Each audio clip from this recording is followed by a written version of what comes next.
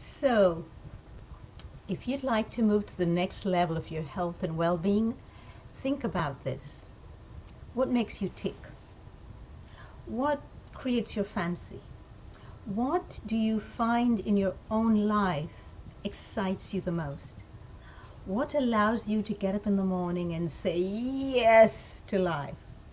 What about going to sleep at night in your own life allows you to say, yes, what a life well lived today? Think about this and think about all that goes into the makeup of your own self. Oxygen, so air, water, must have water. Even if you're not drinking water during the day, which we need to, you still need it to bathe, to wash your hands, to clean things. We just need to have water. So there's a difference between our needs and our desires, and air, water, those two are critical. We cannot sustain life without them. Interestingly, most people only focus on food. The first thing people say in a storm or if a disaster strikes, and a disaster, I mean a natural disaster, then most people say, oh, we got to get them food. Never, we got to get them sanitation, so water, we got to make sure they have got clean air to breathe.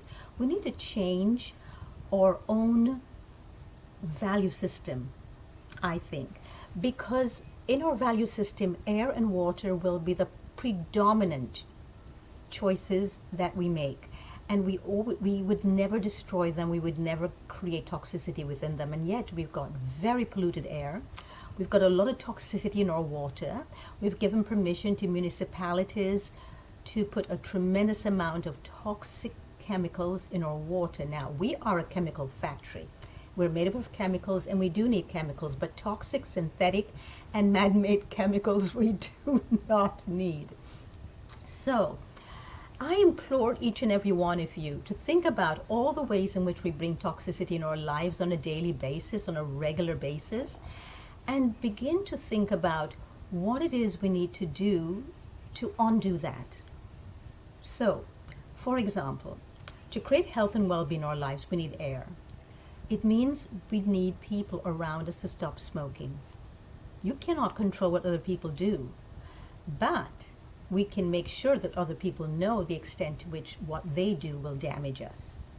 I have that problem myself. I've had that problem with people smoking in my building. It comes into my apartment. I end up inhaling it. I've had huge problems with that.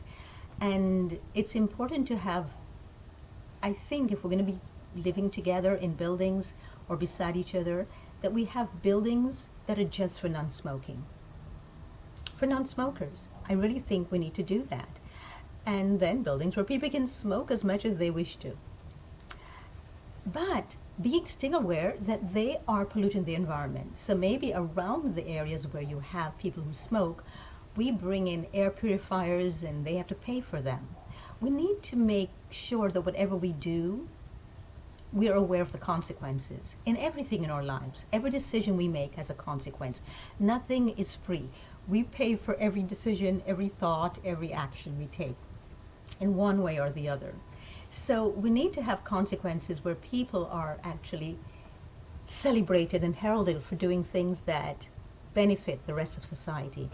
I'm not talking about award shows for people who act, who pretend they're somebody else.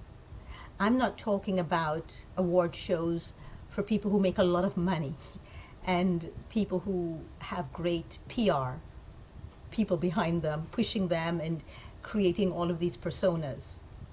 No, I'm talking about the sanitation workers who come and take the stuff that we discard, that we no longer need, that we think is stinky and smelly and is spoiled and rotten. Why don't we have award shows for them? These are the people on whom we depend. So we need to change our value system of what we see as our health and well-being. Our value system where we value sanitation workers, the very people that we need so much, but we dispense of them by ignoring them, pretending they're not there. When was the last time you went and thanked your sanitation worker? And I know some of you do. Yes, some of you do thank them. But for most people, they do not. Why are they not celebrated? Why are not they being given special time off just to be home with their friends and families and to take care of themselves. This is very important. So see you next time. Thank